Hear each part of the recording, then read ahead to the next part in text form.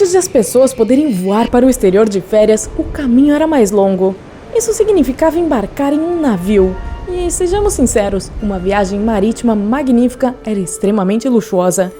Mas veja bem, muitas coisas podem dar errado quando grandes navios fazem travessias transatlânticas, especialmente durante o início do século XX. Os passageiros não estavam cientes dos perigos na época, pelo menos não tanto quanto os marinheiros e tripulantes. E felizmente, alguns deles sobreviveram para compartilhar suas histórias angustiantes, mas eu voltarei a isso. George William Beauchamp foi o lendário marinheiro que sobreviveu a 2 grandes desastres de navio no início do século XX. Ele teve o azar de experimentar esses desastres em primeira mão, tanto a bordo do Titanic quanto do Lusitânia. No entanto, ele teve sorte o suficiente para sobreviver a ambos, ou talvez fosse azar, quem sabe? Vamos deixar os teóricos de conspiração fazerem isso. Aqui, vamos supor que ele estava no lugar errado, no momento errado, 2 vezes.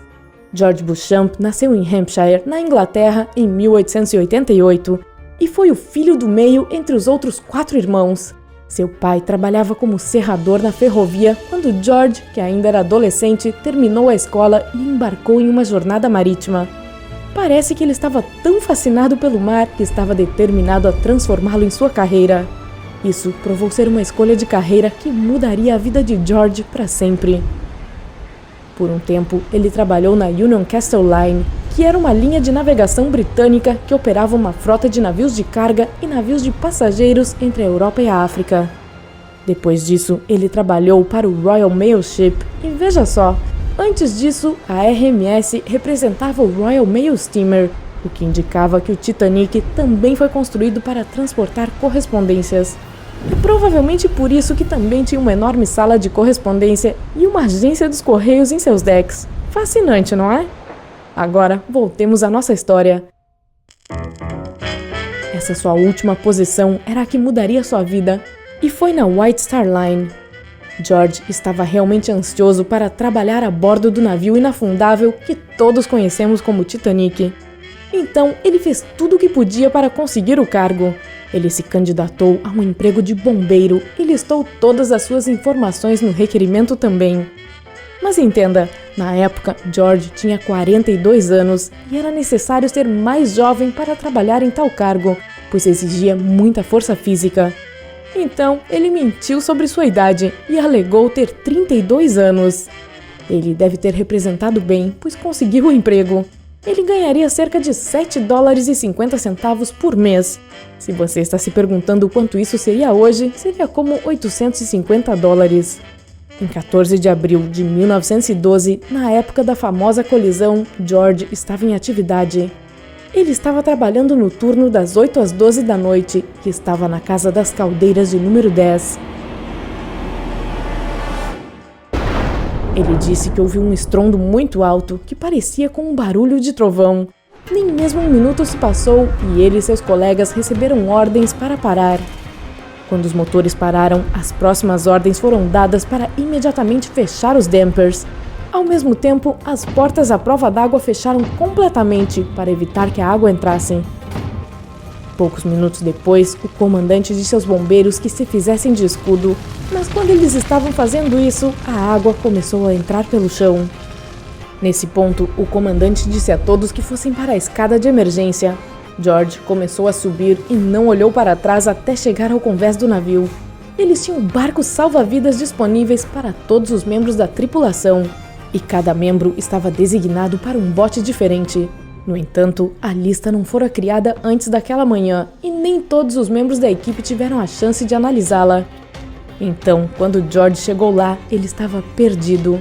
E havia outro problema com os botes salva-vidas. Parece que eles tinham tanta confiança que o Titanic era inafundável que nunca fizeram um ensaio para situações de emergência do gênero. Então, quase ninguém sabia o que fazer nessa situação.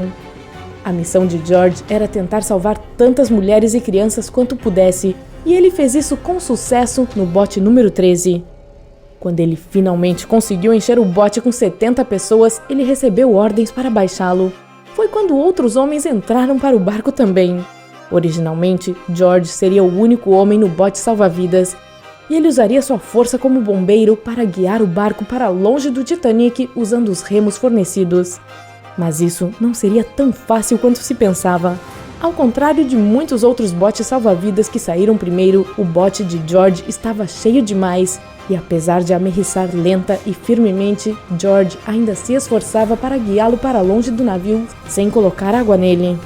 Os homens que entraram na embarcação salva-vidas logo antes de ela ser baixada para o mar encontraram mais remos e ajudaram a afastar o bote salva-vidas do Titanic, impedindo de afundar com o navio. Eles conseguiram se afastar do navio afundando, mas para não muito longe. George lembrou que eles pararam de remar quando sentiram que estavam a uma distância segura. George e os passageiros do bote salva-vidas olharam para ver se havia uma bússola no bote, mas não havia, então eles não sabiam onde estavam ou em qual direção seguir. Agora, todos nós sabemos que o Titanic afundou às 2h20 da manhã. Mas o Carpathia, que era o navio que veio para o resgate, não tinha resgatado o barco de George até às 9h50 da manhã seguinte. Isso significa que eles ficaram à deriva por mais de 7 horas. Seu bote estava entre os últimos a serem recolhidos de um total de 13 botes salva-vidas cheios de pessoas. George tinha experiência de trabalho no mar há mais de 10 anos quando embarcou no Titanic. E quando o evento infeliz aconteceu, ele pensou que seria a última vez que ele teria que lidar com uma tragédia assim. Mas, gente, ele estava enganado. O navio seguinte em que George foi membro da tripulação era o Lusitania, e ele também logo passaria por uma catástrofe. Ele foi construído em 1906 e em 1915 já tinha feito 202 viagens pelo Atlântico. No dia 7 de maio de 1915, o navio estava prestes a completar a sua viagem de número 202 de Nova York a Liverpool e estava prestes a passar por seu primeiro e último golpe. Havia 1.266 passageiros e 696 tripulantes a bordo. O Lusitania estava viajando paralelamente à costa sul da Irlanda quando foi avistado por um submarino alemão às 2h10 da tarde. Walter Schwieger, que era o oficial comandante do submarino, deu a ordem para disparar um torpedo no grande navio, porque acreditava que ele estivesse carregando material militar para a Europa. Mesmo que o navio estivesse indo rápido, ele não estava viajando a toda velocidade, e foi facilmente atingido pelo torpedo na proa a este bordo. Isso causou uma explosão no ponto de contato e o navio começou a encher de água a uma velocidade alarmante. Embora houvesse botes salva-vidas suficientes no navio para salvar a todos, a situação tornou-se caótica devido à grande lista de pessoas e à rapidez com que o navio afundava. Menos da metade das pessoas a bordo sobreviveu e entre elas estava George. O navio de resgate dessa história era o cruzeiro britânico chamado June, que ouviu sobre o naufrágio pouco tempo após o navio ter sido atingido e deixou o porto de Cork para oferecer ajuda. Agora, depois disso, você pode imaginar que George tenha começado a questionar suas decisões sobre sua carreira. No entanto, seu amor pelo mar e ser um membro da tripulação em navios permanecia. Então, ele encontrou um meio termo. Logo depois que ele sofreu o segundo grande desastre de naufrágio de sua vida, ele disse à sua família que estava oficialmente parando de trabalhar em grandes navios. Seu anúncio já era esperado. George conseguiu salvar centenas de vidas durante os 2 desastres, mas ainda não ficou claro qual era seu cargo no Lusitania e onde ele trabalhou mais tarde.